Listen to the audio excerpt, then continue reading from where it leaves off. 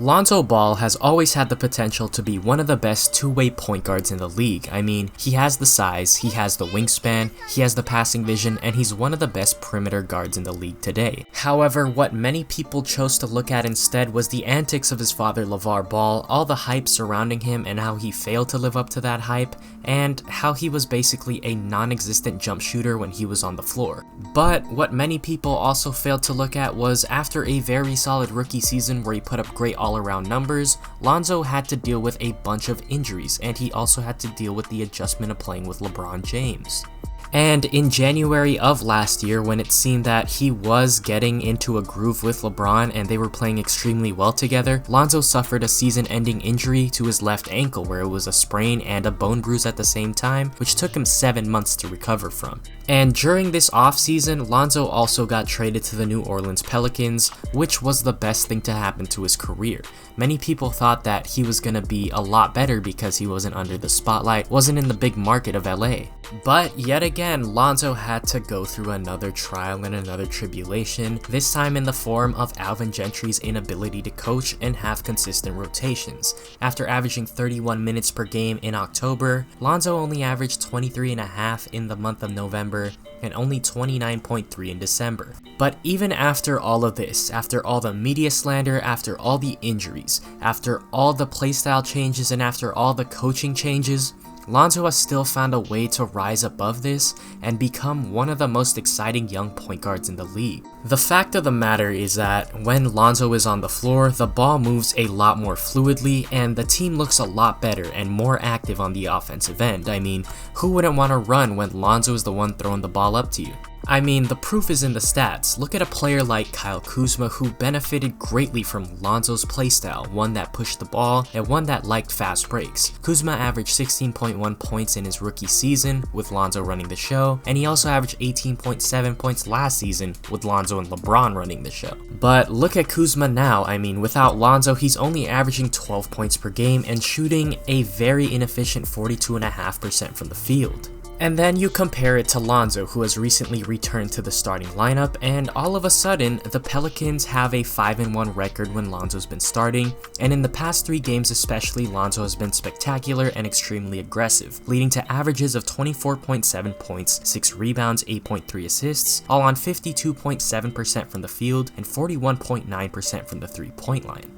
And during this stretch where the Pelicans have gone 5-1, it's not like they've played some scrub teams either. I mean, they've played the Denver Nuggets, one of the best defensive teams in the league and one of the best teams in the Western Conference. They played against the Indiana Pacers, who are currently a playoff team in the Eastern Conference, and they played against the Houston Rockets, albeit without James Harden and Russell Westbrook. And more recently, they played against the Los Angeles Lakers, who are arguably the best team in the league, and they played against the Sacramento Kings, who feature an uber-athletic and defensive-minded guard in De'Aaron Fox. And many people value plus-minus, right? I mean, it measures how effective a team is when a certain player is on the court, and if they outscore or don't outscore the other team while this certain player is on the court, right? But let's look at Lonzo's numbers compared to the other 2 stars on the team, Brandon Ingram and Drew Holiday. And when you look at it, Ingram, over the past 6 games, has had a plus-minus of 24 points. Solid, right? And you look at Drew Holiday, who over the last 6 games has had a plus-minus of 40,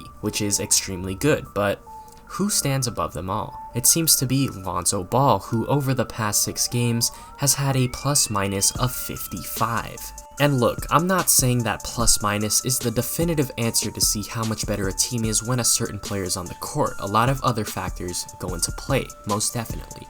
But if you factor in the plus 55 and you factor in the 5-1 record since Lonzo has been a starter, and it begs the question, should Lonzo have been starting from the start of the season?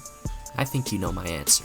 And with all that out of the way, I think there's only one more thing that we have to talk about in regards to Lonzo's game, and that's how he's been playing at such a high level over the past few games, more specifically the past 3 games. The first thing I noticed when watching Lonzo's past 3 games is that he's been extremely aggressive. What I mean by this is that he's been attacking the basket a lot more than usual.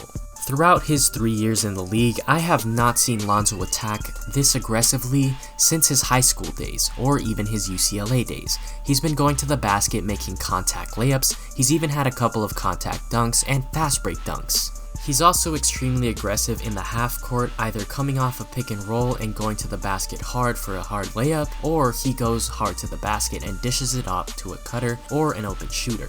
Why is this happening, you may ask? Well, I think it's because Lonzo has finally gotten his legs under him after a tough summer of rehab. After a serious ankle injury like Lonzo sustained, it's normal for players to have some sort of fear driving to the basket because they could awkwardly land on someone's foot, they could be out of control and fall into the stands and perhaps injure their ankle or leg, and maybe they're just afraid to go up hard because they don't think that their leg can handle the pressure yet. I think that's what was happening with Lonzo in the beginning of the season and why he was so passive, but that all seems to be in the past. The second reason that I think Lonzo has been playing so well lately is that he isn't afraid to shoot. There used to be times where Lonzo would be wide open and he would have this weird hesitation for about 1 or 2 seconds and then overthink and release the ball. And these would lead to extremely erratic and inconsistent results. There were times where Lonzo would hit the perfect three-pointer and it would swish, and other times he would completely miss the rim. However, this offseason, Lonzo worked extremely hard to fix his jump shot, no longer shooting from the left side but instead shooting from the middle, and this has yielded great results. He averages 2.3 3-pointers per game now, and he shoots an effective 35.6%. While not the best in the league, it's definitely serviceable. And because he's no longer a liability on offense, this opens up the floor for his drivers like Brandon Ingram and Drew Holiday and makes his life a lot easier, giving him a lot more open jumpers when they suck the defense in.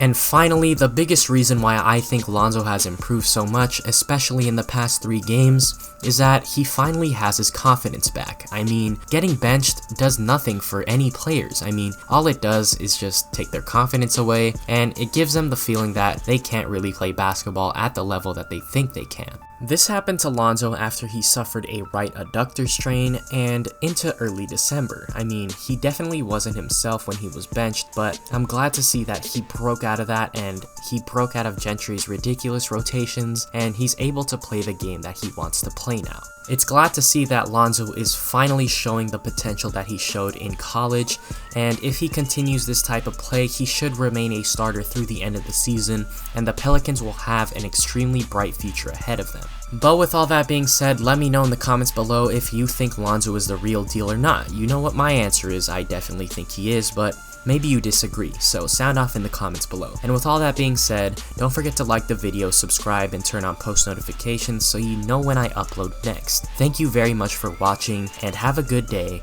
or night wherever you are.